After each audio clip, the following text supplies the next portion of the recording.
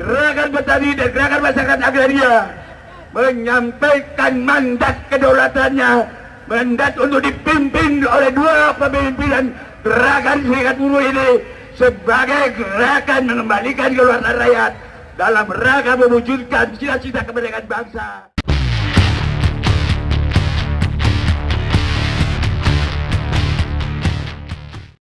Warahmatullahi wabarakatuh. Waalaikumsalam warahmatullahi wabarakatuh. Hidup buruh, Hidup, hidup buruh, hidup, hidup petani, hidup, hidup masyarakat agraris, hidup, hidup mahasiswa, hidup. hidup warga negara yang kritis terhadap konstitusi bangsa dan negara ini. Perkenalkan, saya Agusdiana. Saya Sekjen Serikat Petani Pasundan.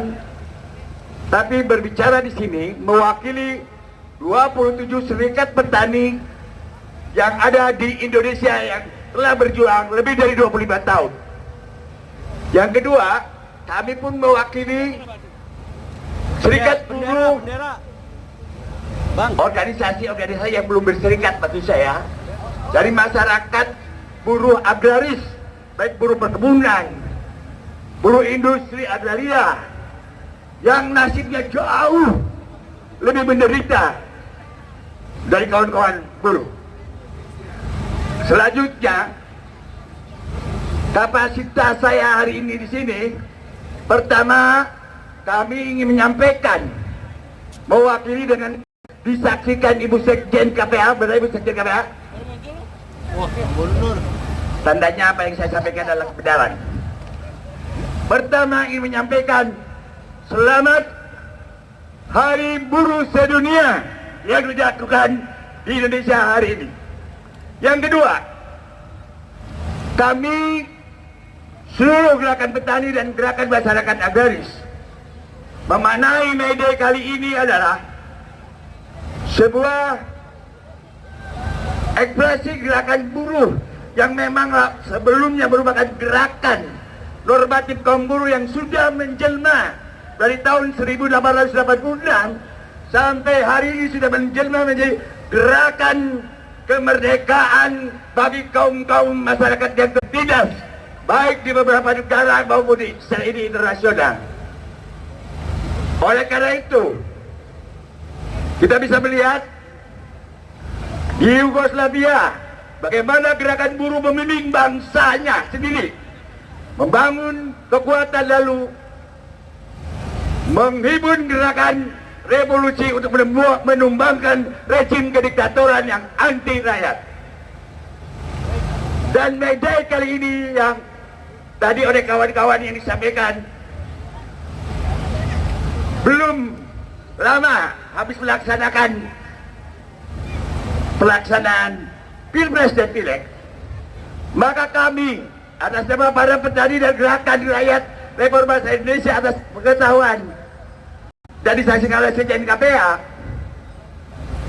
dalam kesempatan May Day ini kami ingin menyampaikan kepercayaan rakyat kami untuk dipimpin gerakannya sebagai gerakan kebangkitan untuk merebut kedaulatan rakyat kepada kawan-kawan yang sudah teruji gerakan kaum buruh, yaitu gerakan dari ASB dan gerakan dari Geblak yang dipimpin oleh Saudara Sudar dan Bapak Jumhur Hidayat.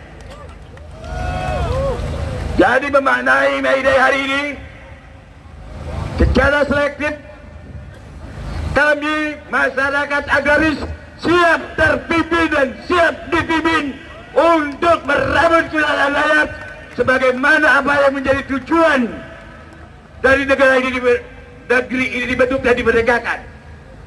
Yang mana hal ini juga dipertegas dalam penjelasan Undang-Undang Dasar 45.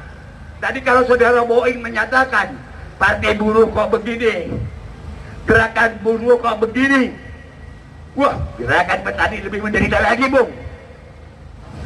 Lebih menderita lagi, sis. Lebih menderita lagi, bapak-bapak, ibu-ibu. Oleh karena itu, kenapa yang menjadi gagal adalah belum bersatunya sebuah kesadaran gerakan kedaulatan rakyat pada tujuan berbangsa dan bernegara ini ada. Partai dibuat, legislatif dibuat, eksekutif dibuat, presiden dibuat, untuk mendukung dan memperkuat kedaulatan dan kepentingan rakyat. Dan siapakah sokong buruh rakyat Indonesia menurut konstitusi dan tujuan kemerdekaan bangsa kita ini? Adalah kaum buruh, kaum nelayan, petani dan masyarakat agraria lainnya. Oleh karena itu, karena kami ada di desa-desa, mulai dari hari ini, tadi kami sangat bersenang antara RB dengan Gebrak, dua-dua lagi. Sekarang sudah bersatu dan SPP mewakili semua gerakan petani dan gerakan masyarakat agraria menyampaikan mandat kedaulatannya, mandat untuk dipimpin oleh dua pemimpinan gerakan serikat buruh ini sebagai gerakan mengembalikan kedaulatan rakyat dalam rangka mewujudkan cita-cita kemerdekaan bangsa dan menegakkan amanah konstitusi, sehingga nasib rakyat jelata tidak lagi tereksploitasi, tidak lagi hanya alat pelengkap. Buruh tidak dibuat dalam kerangka rencana pembangunan untuk mensejahterakan masyarakat industri atau mensejahterakan elemen bangsa, tapi buruh adalah bagian daripada alat yang diperlemah untuk dijual oleh negara dengan daya buruh, dengan daya upah yang tuntutan upah yang rendah. Begitupun juga masyarakat agraris. Masyarakat agraris juga dijual dalam konteks pembangunan ini hanya untuk kepentingan investor, yaitu kekayaan agraria. Oleh karena itu, karena masih banyak, kami memohon Bapak Jumhur dan Bapak Sundar mewakili dua kelebihan gerakan buruh yang kami nilai selama 25 tahun konsisten melakukan gerakan-gerakan perjuangan buruh dan gerakan-gerakan perjuangan demokrasi, maka kami berharap mandat ini untuk direspon, diterima dan tidaknya. Terima kasih. Assalamualaikum warahmatullahi wabarakatuh. Salam sejahtera. Buruh-buruh. Hidup masyarakat Indonesia. Terima kasih. Assalamualaikum warahmatullahi wabarakatuh. Selamat siang, salam sejahtera, salam persatuan dan solidaritas. Saya sampaikan mewakili jutaan buruh migran Indonesia di luar negeri, Purna Migran yang hari ini mungkin tidak bisa hadir di sini. Kawan-kawan semua, hari ini sebagai Purna Migran Indonesia yang pernah bekerja sebagai pekerja rumah tangga di Hong Kong, saya mewakili teman-teman saya menyampaikan satu pesan penting kepada Presiden Joko Widodo dan siapapun yang akan jadi presiden berikutnya. Buruh migran Indonesia sudah sangat lelah dengan janji dan janji akan perlindungan. Pemerintah di bawah Jokowi selalu mengatakan negara akan hadir untuk melindungi, mengayomi dan menyelesaikan berbagai persoalan yang kami hadapi. Kami sangat berharap dengan terpilihnya Presiden Jokowi ketika itu, beliau akan benar-benar mewujudkan harapan dasar kami. Tapi yang kami temukan sangat mengecewakan. Justru di era Presiden Jokowi, beliau malah menciptakan berbagai kebijakan yang justru membuat melanggengkan pengiriman tenaga kerja ke luar negeri. Di era Presiden Jokowi, bukan hanya perempuan, laki-laki dari kampung yang dikirim ke luar negeri, tapi anak-anak sekolah, SMK, SMA, bahkan perguruan tinggi hari ini adalah sasaran pengiriman tenaga kerja ke luar negeri. Di era Jokowi, beliau menjanjikan tidak ada biaya ke luar negeri, zero cost. Sampai detik ini, untuk menjadi buruh migran, kita harus mengeluarkan minimum 20-30 juta, bahkan sampai 100 juta. Di bawah Presiden Jokowi, beliau menjanjikan negara akan hadir melindungi kami yang di luar negeri. Tapi setiap kali kami meminta bantuan, pertolongan, bahkan ketika COVID, ratusan ribu buruh migran dipulangkan. Banyak yang kehilangan kerja dan bahkan tidak sanggup membeli makanan, tidak punya tempat tinggal. Seluruh kantor konsulat, kedutaan ditutup untuk memberi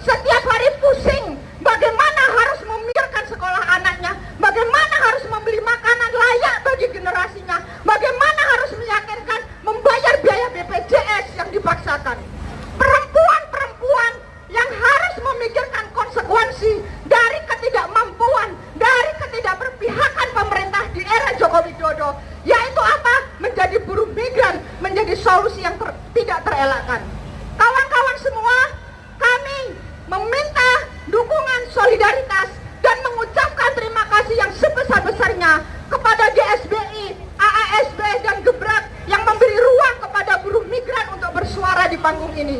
Kami meyakini dan menyadari perjuangan buruh migran tidak bisa dilakukan sendiri. Kami tidak akan pernah bisa pulang selama upah di Indonesia masih di bawah standar.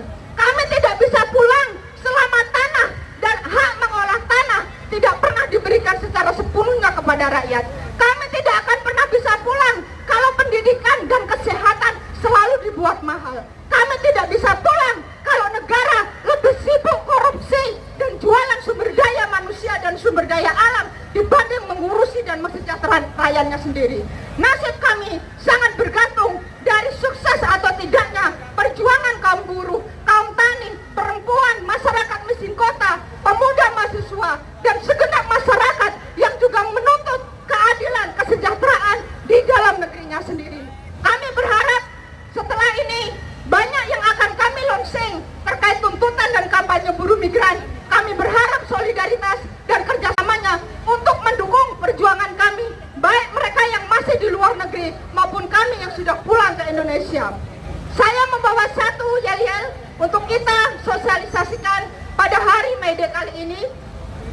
Kami buruh bukan budak, kami buruh bukan budak, hormati hak kami. Kami buruh bukan budak, hormati hak kami. Long live International Solidarity. Terima kasih kawan Eni. Dilanjut.